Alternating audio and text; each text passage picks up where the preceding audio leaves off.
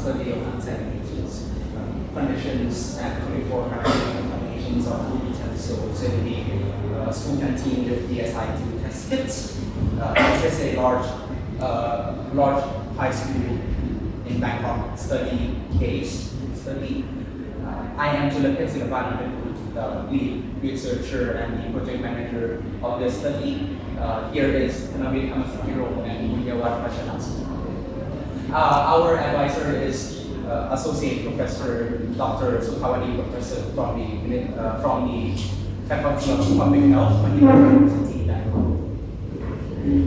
So here's the overview here today. We'll talk about the background of the study, then we'll go through the literature review, then to the methodology, we conclude our conclusions and recommendations, then we'll have our questions and answer sessions. So the background was Munyawat Vajanas and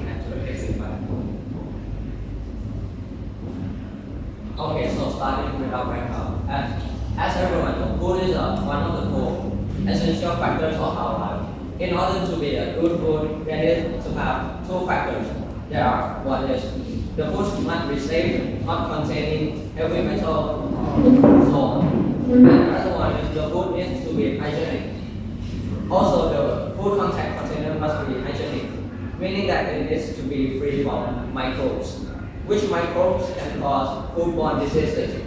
So in 2022, there was more than 3 million reported cases of diarrhea, most commonly in youth and working age, by Department of Epidemiology, MOPS, Thailand.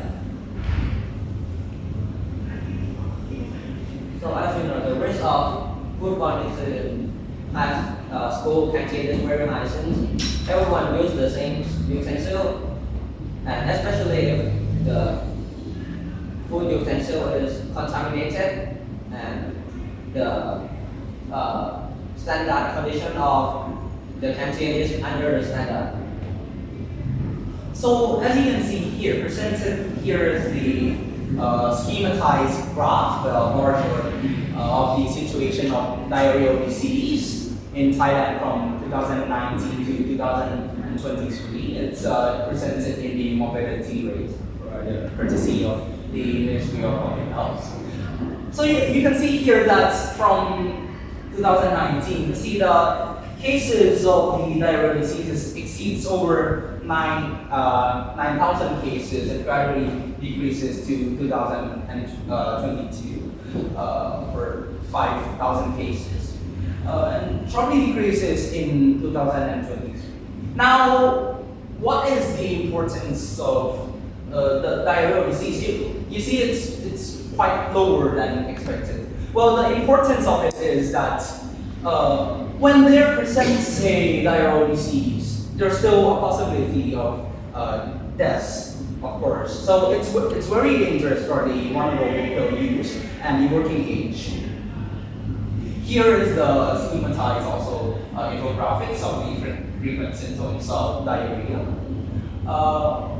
Here presents the conceptual framework of the whole idea here. So the sanitation conditions of the school canteen, which are under standards, compared with the contaminated food contact utensils, will ultimately result in the coliform bacteria contamination and thus the GI-related illness of the youth, the students, and the working age, the staff of the school. So as I presented that there are still reported cases of diarrhea. So there is a significance of studying a large high school which contain youth and working age who use canteen every day and possibly exposed to the risk of this bacteria. So the standard condition of the school canteen and food contact utensil must be hygienic and free from contamination in order to reduce the risk of foodborne disease and contamination from the food. So this is our general objectives and specific objectives. So our general objective is study of food sanitation in the school canteen. And our specific objectives are study of food standard, study of food sanitation condition in the school canteen, and study the coliform bacteria contamination of the food utensil in school canteen by SI2 testing. Furthermore, about ethical concern, there is no ethical concern since this research didn't involve in any individual or animals. So next, Mr. Jonathan will present about literature review. So here to the literature review. So I want to introduce you first to the coliform bacteria, the Enterobacteriaceae family. It contains two subtypes, which include the fecal coliform, the Escherichia, and of course the Escherichia coli. And the non-fecal coliform, which includes the Enterobacter, Calypsoceras, Enterobacter, Serratia, and Daphne. So the important properties are that this group of bacteria, they are gram-negative and non-spore forming, which means that they are relatively very easy to cure, to kill with the system of dish cleaning, the food utensils cleaning. And one of the most important part, which relates to the SI2 test kit, is that they can ferment lactose with the presence of lactose by the facultative bacteria procedure to the production of lactic acid with around a temperature of 35 to 37 degrees Celsius. So what you will see that the use of this mechanism within the bacteria is integrally used with the SI2 test kit. And I want to focus more with the fecal coliform bacteria, which I must note that we do not test for this type of bacteria directly. For these type of bacteria are harder to test because you need to firstly perform the SI2 test kits, and then you need to perform the multiple tube technique in order to separate them from the other types of coliform bacteria. However, there are though sanitation indicators, which means that if they're persons, you'll see them coming with the other dangerous pathogen and nematodes and flatworms. So in this study, and as recommended by the MOPH, the Ministry of Public Health, coliform bacteria were used as an indirect evidence for the presence of pathogenic bacteria as a whole, because they are able to live longer and they are relatively easier to detect indeed. And that is why we use the SI2 test kit, because they are relatively easier to identify and quite not expensive and quick. It's very appropriate for the field screening, which is routinely done within the public health agenda. So here's the principle of the coliform test. It's basically a life loss with the rhomosol purple included within the mixture. So within the SI2 test kit, it has the acid-base indicator, which changes from purple to yellow with the production of lactic acid by of course, the coliform bacteria. So that's the idea of it. And now to the related literature. Chang Chupin did a study in 2012 and found that in the Southwark office, the Office of Basic Education Commission, found that there's around 40 to 75% of detection of the contaminants, and also the secondary school with around 47.3%, and encountering the virus chances 45.7%. And Bunawan and Inmun did a study in 2021 in content poems, found that the contaminated drinking water exceeds well over the standard, with the contamination of the hands of the food vendors exceeding 46.15%. So you can see the theme of the contaminants exceeding from around 40 to 60%, which is also presented in our research. Now, Sabe did a study in 2014 in 16 private religious schools in Satun province and found that the food was highly contaminated with overall 44.48% of food handlers being found with the coliform bacteria contamination. And Kadai also did a study with the assessment forms of all our which we also use within our study. And they found that the contamination was around just lower than 90% to 75%, three quarters of the utensils and containers was contaminated, which is very dangerous for the safety of the users of those canteens. Now, kind of Jerome will introduce that with the methodology. So now moving on to the methodology. So we use a core-size experiment research in which we use SI2 test kit to test for the coliform contamination, and we use the survey form or the soil data of the Department of Health to evaluate the sanitary condition of the canteen. So first is our survey form. So after doing our survey form, we will divide the sanitary condition into two standards. The very good level means that the canteen must be able to meet the standard of all the 30 patients, and good level meaning that the canteen must be able to perform all the 20 patients. And the question from the soil include these 7 aspects. So the first one is the condition of the place where the food is eaten. The second one is the condition of the place where the food is being prepared. The third one is the raw food ingredients, which include water, ice, and drinks. The fourth one is the condition and how the container and the equipment are being kept. And the fifth one is the collection of solid waste and water waste. And the seventh one is the condition of toilet and the food handlers. Now moving on to our SI2 test kit. So we process this SI2 test kit from the health inspection division of the MOP test to detect the coliform contamination.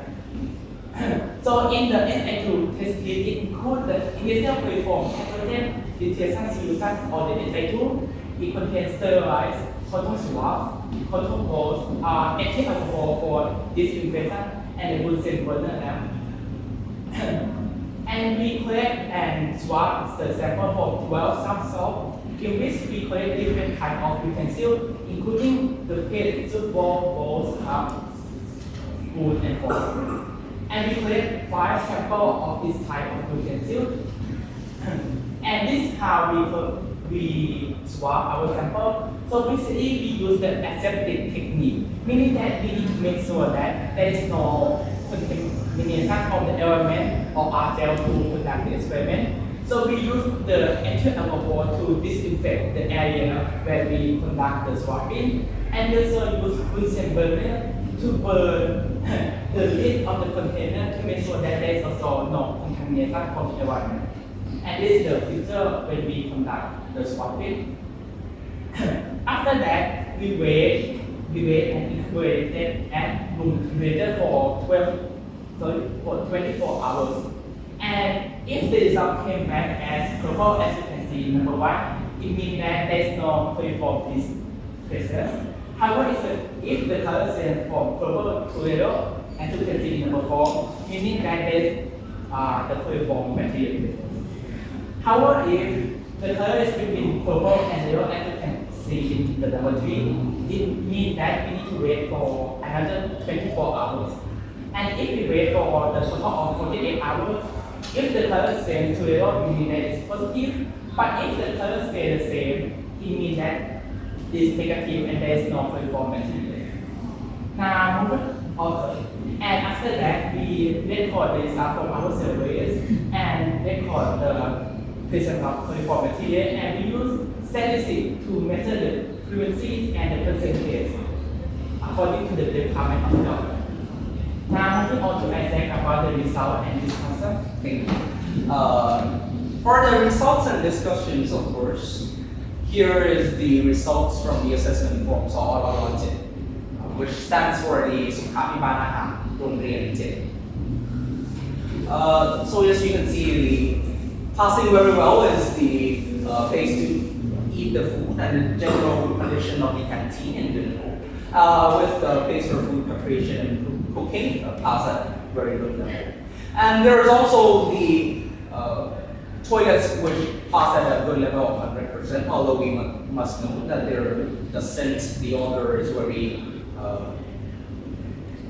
busy. And with the containers and equipment and the collection of solid waste is very concerning. There is no lid that's provided at all, so they were assessed not passing at all. With the following by the food handlers, which picked their foods after they touch money directly with their bare hands, so they're not passed with the percentage of 72.7%, and the raw ingredients are not passed with 27.3%. Here is the schematized results of the sanitation conditions. So you can see here that the red one is not passing, and take this in mind, because the containers and equipment and the collection of solid waste and water may affect our SI2 testing results. So provided here is the table of the results of the SI2 test kits. Here we can see that although you may see the number of samples is low, however, per each sample we use 5. For example, 2 glasses means that we use 5 glasses per 1 sample. So it totally means that there are 10 glasses in actuality. Now, the overall contamination results of the canteen was 44.0%. The most concerningly is the fork and spoon being contaminated at well over 60%, which is very concerning for the one who eats this anonymous school's canteen, followed by the soup bowl, which although we only tested for 2 samples, they are 50-50 contaminated, followed by the plate at 57.5%, followed by the bowl at 33.3%. So here's the overall schematized result of the contamination of the sampling of the food contaminants. So you can see here that the one in yellow represents the one that changes color from purple, of course, of the monoceral purple, to yellow, which changed due to acid. So surprisingly, the glass didn't change at all, but we expect the result to be already 100% of this anonymous high school to be 0. So that's where the conclusion and recommendations.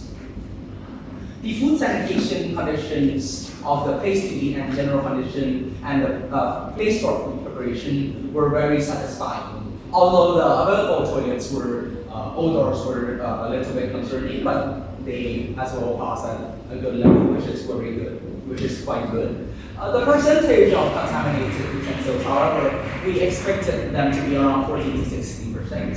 And then non-contaminated ones were 56.0%. Therefore, there is a possibility for the health risk or the GI tract disease due to the coliform contamination. And we recommend for the improvement of the preparation of the raw food in order to be 100% sure that there is no coliform present, and the training of food handlers of the food sanitations must be improved. The swab tests must regularly be mandated within this anonymous school's canteen. And lastly, to the acknowledgement, we thank you, Associate Professor Dr. Supavani Professor, for her help in our research about the research. The anonymous large high school in Bangkok for letting us do this test, the swab test, and the assessment form. And the teachers and staff of the E+ program who help us generously, and our families and friends who provide us with support very tremendously also.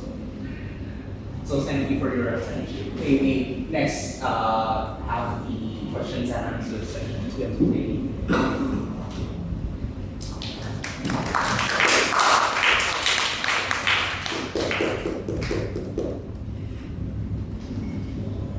Any question from student?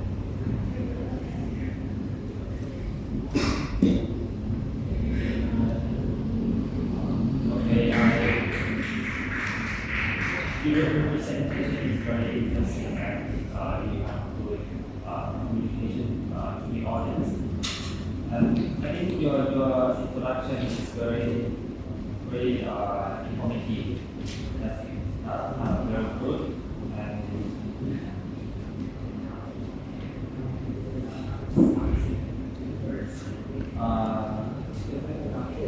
And can you go back to the slide, the principle of the keep the SEO Number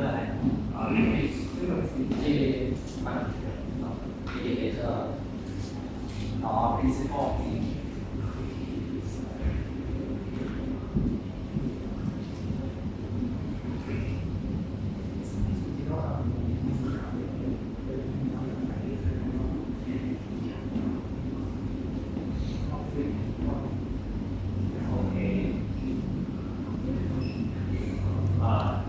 any reason that you use this is, I mean, is there other skip to use instead of this one?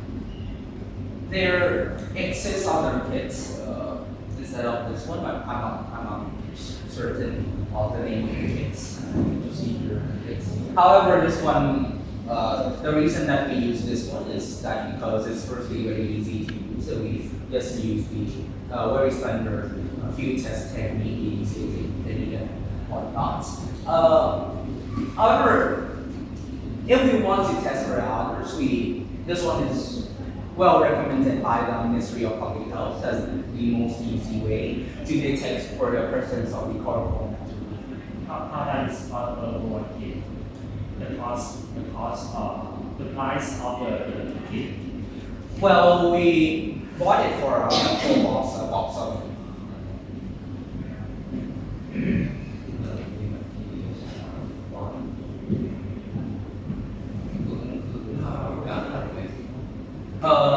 Per one box, I remember it being 800 baht. Around that price, I'm not certain. But around that price for. And how many tests that we can do from each? Around 50 samples per one box of kit. So it's relatively also quite cheaper than for example, the multiple tube technique. Or because you need to do the SI2 kits first, then you isolate the bacteria. You swap into a precondition, swap into the gel. When you test on the sample, like one swab, I mean one swab per one sample, right? One cotton swab per one sample. That means that altogether for example, 5 bowls were used with one cotton swab and one jar of this. So you say you use only one swab for 5, right? For 5 jars, and that counts as for 5 utensils per one sample. And that is because the recommendation of the Ministry of Public Health.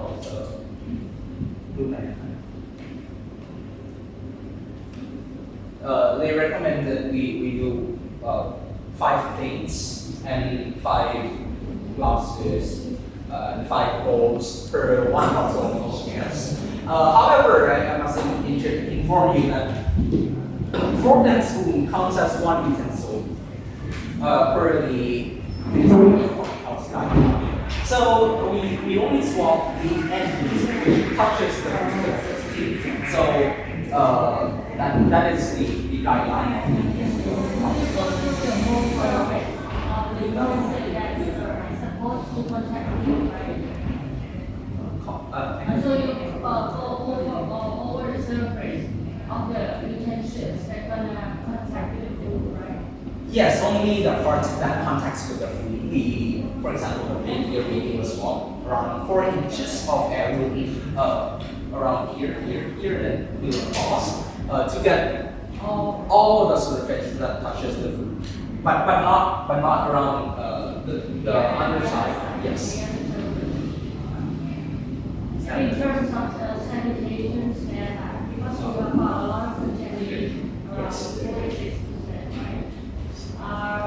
In terms of sanitization status, is there any recommendation that how many percentage that The ideal range for the contamination would be 0, yes. For the ultimate safety of the users of the canteen, the result must be 0 in order for it to be safe.